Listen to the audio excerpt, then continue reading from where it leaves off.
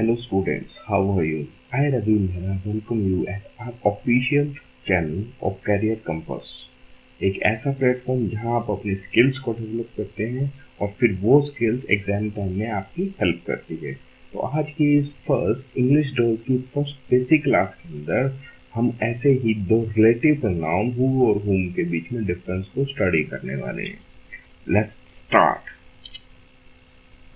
हमारे पास जो पहला बेसिक डिफरेंस रहता है हु और हुम के बीच में, जो हु होता है अपना वो क्या होता है, सब्जेक्टिव केस ऑफ प्रोनाउन होता है, हुम अपना ऑब्जेक्टिव केस ऑफ प्रोनाउन होता है। मतलब जब भी मुझे एक सब्जेक्ट की जरूरत पड़ेगी तब तो मैं एक सेंटेंस के अंदर हु का यूज करूंगा, और जब भी मुझे एक ऑब्जेक्ट की जरूरत पड़ेगी मैं किस चीज का यूज करूंगा, हुम का यूज करूंगा।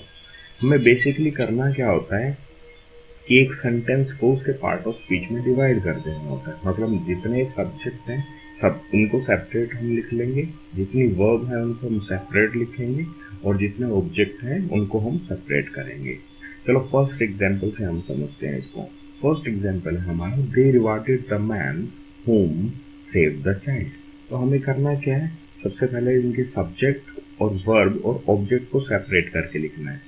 तो यहाँ पे दे अपने पास क्या हुआ, subject first, rewarded main verb first, the man क्या हुआ, इस रिवार्डेड वर्ब का ऑब्जेक्ट है तो हमने क्या लिखा, ऑब्जेक्ट फर्स्ट। हमने नोटेशन डाली है फर्स्ट करके, भाई एक सब्जेक्ट होगा, एक वर्ब होगी, अब तक मुझे क्या मिला, एक ऑब्जेक्ट मिला। अभी हमें चेक करना है यहाँ पे हु आएगा या हुम आएगा।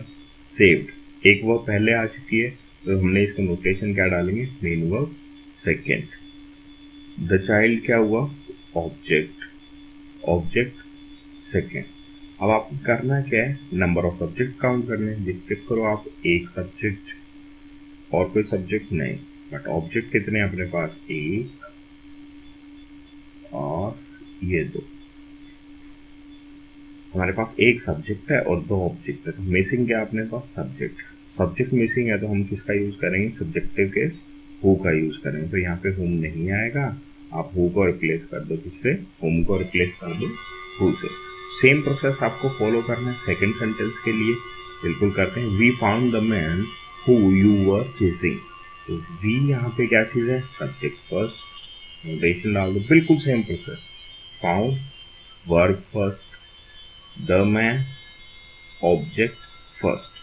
हमें यहाँ चेक करना है हु आएगा या फिर हुम आएगा। यू सब्जेक्ट सेकेंड, वर्ब किसके साथ है, सब्जेक्ट सेकेंड की हेल्पिंग वर्ब है अपने पास, और ये यहाँ पे चेजिंग लिखा, ये क्या चीज है, मेन वर्ब है इसकी सेकेंड की। ठीक है, तो यहाँ पे आप सब्जेक्ट काउंट करो। Here we have 1 and 2 subject, but number of object is only 1। हमारे पास यहाँ पे हम चेक कर सकते हैं, हमारे पास दो सब्जेक्ट हैं और एक ऑब्जेक्ट है, तो मिसिंग क्या चीज है, ऑब्जेक्ट। ऑब्जेक्ट मिसिंग है तो आप यहाँ पे क्या दोगे, ऑब्जेक्टिव केस आप होम का यूज कर। ठीक है स्टूडेंट्स, चलो मूव करते हैं क्वेश्चन नंबर 3 की तरफ। बिल्कुल सेम प्रोसेस आपको फॉलो करना है। We met the boy whom you say has won the gold medal। बिल्कुल same process, subject first, met verb first, the boy object first. इसे हमें चेक करना है क्या आएगा, सब्जेक्ट सेकेंड से मेन वर्ब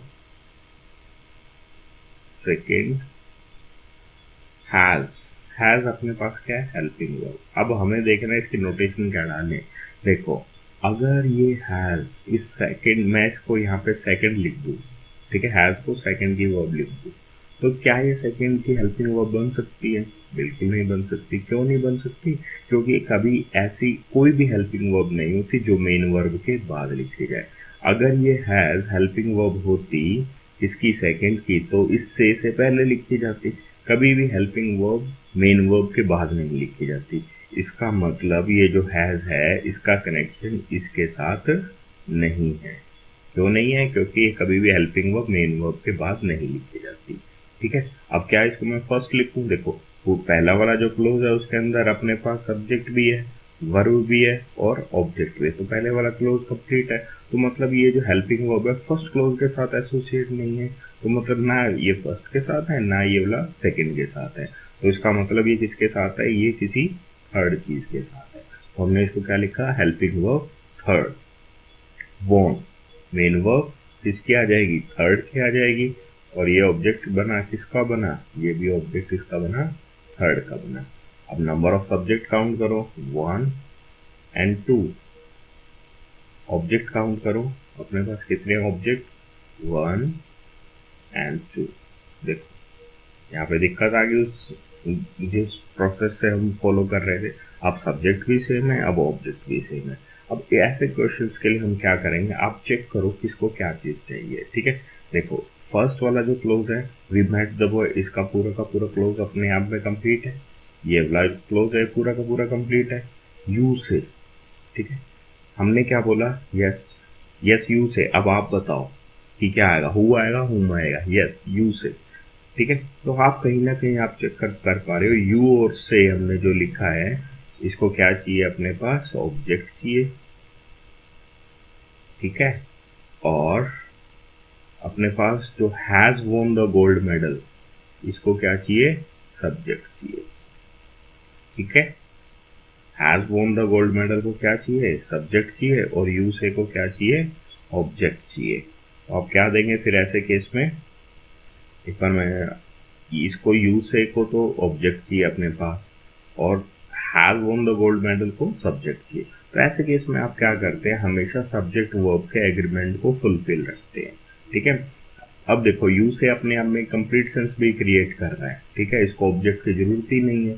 तो इसको अगर ऑब्जेक्ट की जरूरत नहीं है तो मतलब हम क्या देंगे, इसको हम सब्जेक्टिव केस देंगे यहाँ पे, क्योंकि विदाउट सब्जेक्ट आप सेंटेंस फॉर्म नहीं कर सकते। एक सेंटेंस के अंदर सब्जेक्ट और वर्ब के एग्रीमेंट को हमेशा हमें फुलफिल करना होता है। तो has won the gold medal अपने आप एक इनकम्प्लीट सेंस है, तो इसलिए हम इसको एक, जब भी ऐसी सिचुएशन रहेगी कि एक ऑब्जेक्ट या फिर एक सब्जेक्ट गिवन है, तो हम हमेशा क्या देंगे, उसको ऑब्जेक्ट देंगे, सब्जेक्ट देंगे। तो इसलिए यहाँ पे सब्जेक्ट देने के लिए यहाँ पे होम का यूज नहीं करेंगे, आप हु का यूज करेंगे, ठीक है स्टूडेंट्स। चलो नेक्स्ट आप अटेम्प्ट करो जल्दी से और मुझे आंसर बताओ।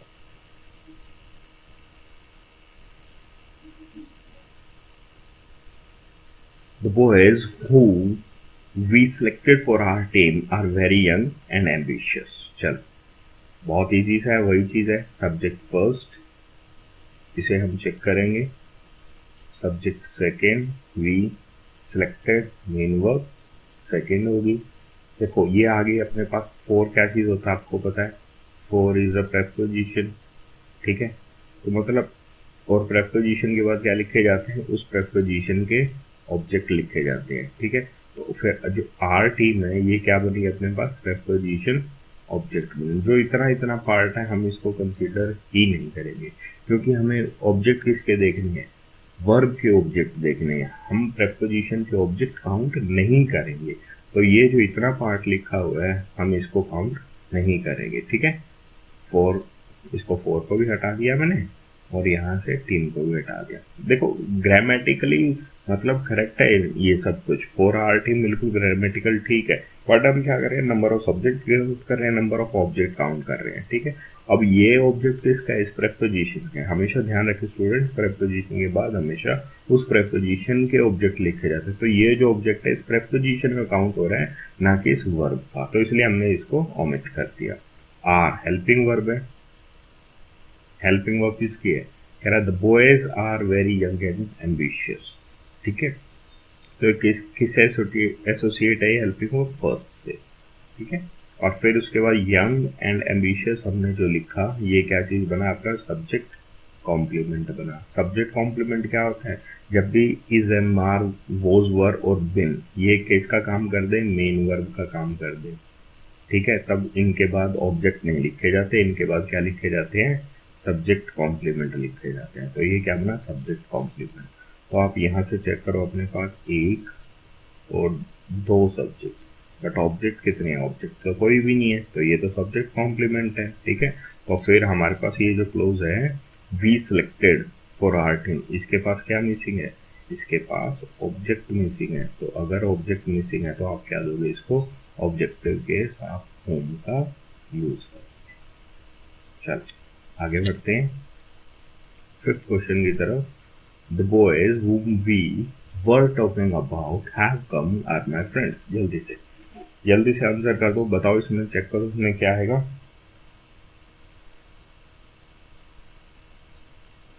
चलो करते हैं हम इसको। Subject first, the boys. Whom को हमें चेक करना है, क्या आएगा। We subject, second were helping verb, किसके साथ, सेकेंड के साथ ही। टॉकिंग अबाउट, ये क्या चीज होती है, एक फ्रेजल वर्ब होती है, और फ्रेजल वर्ब को किसी में लिखते हैं, वर्ब में ही हम उसको डिस्कस कर देते हैं, ठीक है। तो यहाँ पे जो टॉकिंग अबाउट लिखा हुआ है, ये क्या चीज हुई, वर्ब किसके साथ है, वर्ब की हेल्पिंग वर्ब है, तो वर्ब टॉकिंग अबाउट, इसलिए नोटेशन डाल दी हमने वर्ब सेकेंड। फिर उसके बाद हमने देखा हैव क्या चीज है अपने पास, हेल्पिंग वर्ब है, ठीक है। हेल्पिंग वर्ब किसकी, देखो आप ऐसा भी कह सकते हो, द बॉयज हैव कम, ठीक है। आप इसको फर्स्ट भी डाल सकते हो, ठीक है, बट इसको आप सेकंड तो नहीं डाल सकते। यहाँ पे क्या चीज हो गया, वी वर टॉकिंग अबाउट, ठीक है। ये पूरा का पूरा कंप्लीट फ्रेज बन गया, टॉकिंग अपने अबाउट अपने पास फ्रेजल वर्ब, अगर उसके बाद हेल्पिंग वर्ब नहीं लिख सकते हैं, तो मतलब ये सीधे तौर पे सेकंड वाली हेल्पिंग वर्ब नहीं बन सकती क्लोज सेकंड के लिए, और इसकी सेकंड के लिए पहले से हेल्पिंग वर्ब बनी भी हुई है, यहाँ पे वर्ब को प्लेस किया गया है, ठीक है। और अगर हम एक्चुअल को सेंटेंस को देखें ना, तो वो बनता क्या है, द बॉयज, वो बॉयज कौन है, बॉयज का इंट्रोडक्शन मेरे को कहाँ से मिल रहा है, आर माई फ्रेंड्स, ठीक है। तो ये जो बॉयज है, इसके साथ वर्ब जो लगी हुई है, ये जो हेल्पिंग वर्ब, ये इसके साथ है, हेल्पिंग वर्ब फर्स्ट, और ये क्या हुआ इसका सब्जेक्ट कॉम्प्लीमेंट, ठीक है। ये हेल्पिंग वर्ब है, मेन वर्ब की तरह काम करेगी, तो ये मेन वर्ब फर्स्ट आप इसको लिखोगे, ठीक है। क्योंकि कोई भी सेंटेंस विदाउट वर्ब फॉर्म नहीं किया जा सकता, जो जिन सेंटेंसेस के अंदर मेन वर्ब नहीं होती, उसमें हेल्पिंग वर्ब मेन वर्ब का काम करती है। तो ये क्या बन गई, वर्ब बन गई, और इज, एम आर, वोज वर और बिन में से जब भी कोई मेन वर्ब का काम करती है, तो उसके बाद क्या लिखे जाते हैं, सब्जेक्ट कॉम्प्लीमेंट के लिखे जाते हैं। तो बॉयज के बाद बॉयज को कॉम्प्लीमेंट कर रहा है, बॉयज कौन है, वो मेरे फ्रेंड्स है, ठीक है। तो अब ये देखो आप, ये subject first, helping verb first, और उसका सब्जेक्ट कॉम्प्लीमेंट, ये अपने आप में पूरा क्लोज बन रहा है। तो मतलब फिर ये वाली जो हेल्पिंग वर्ब है ना, इस फर्स्ट वाले के साथ है ना सेकंड वाले के साथ, तो हमने इसको क्या लिखा, हेल्पिंग वर्ब थर्ड, और ये क्या बना, मेन वर्ब थर्ड बना, ठीक है।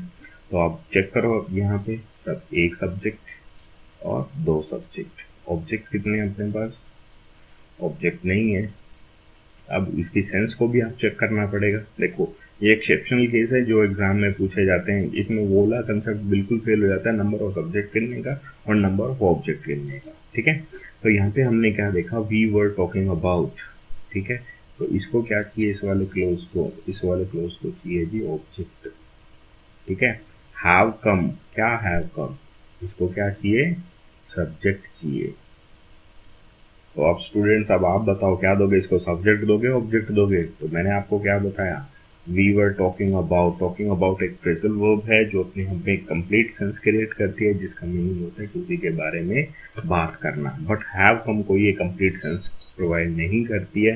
तो इस केस के अंदर क्या देंगे, हम हमेशा क्या रखेंगे, सब्जेक्ट और उस वर्ब के एग्रीमेंट को हमेशा फुलफिल रखेंगे। अगर मैं कहता हूँ हैव कम, तो क्या इन कंप्लीट सेंस है, बिल्कुल नहीं है। तो इसलिए हम इसको क्या देंगे, सब्जेक्टिव केस देंगे, ऑब्जेक्टिव केस नहीं देंगे। तो इसलिए आप क्या कर लो, यहाँ पे होम को हटा के आप हु का यूज करें, ठीक है स्टूडेंट्स। ये इसका एक्सेप्शनल केस था, जो आप ये सब्जेक्ट और ऑब्जेक्ट काउंट करके आप जो करते हो, ठीक है। चलो next, I know the women whom you think is the doctor. I अपने पास subject first, know main verb first, the women object first. हमें यहाँ चेक करना है हु आएगा या हुम आएगा। You subject second, think main verb second, is a doctor, देखो इज किसके साथ है, आई नो द वुमेन, ठीक है, ये अपने हम में कंप्लीट क्लोज है।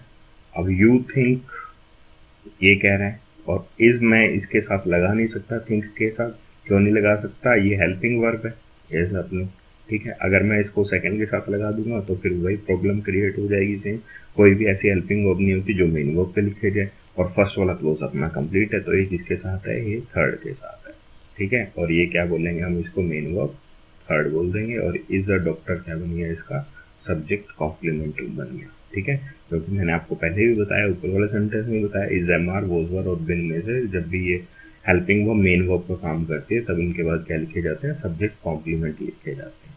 अब आप चेक करो कि यू थिंक को क्या चाहिए, एक ऑब्जेक्ट चाहिए, है ना, और इज द डॉक्टर को अपने पास यहाँ पे इज द डॉक्टर को क्या चाहिए, एक सब्जेक्ट चाहिए। तो इज द डॉक्टर का एक सब्जेक्ट मिसिंग है और यू थिंक का ऑब्जेक्ट मिसिंग है, तब आप क्या देंगे, ऑब्वियस सब्जेक्टिव केस। तो आप यहाँ पे क्या देंगे, सब्जेक्टिव केस को आप लिखेंगे तो यहाँ पे होम नहीं आएगा, होम की जगह आप क्या कर लोगे, हु कर लोगे। ठीक है स्टूडेंट्स, होप आपको ये कंसेप्ट अच्छे से समझ में आया होगा। आप अपने एंड पे नंबर ऑफ क्वेश्चंस ट्राई कीजिए। अगर आपको किसी क्वेश्चंस में डाउट है तो कमेंट बॉक्स में मुझे कमेंट करके बताइए। ठीक है स्टूडेंट्स, ओके स्टूडेंट्स, अब मैं आपसे परमिशन लेता हूँ। Thank you class.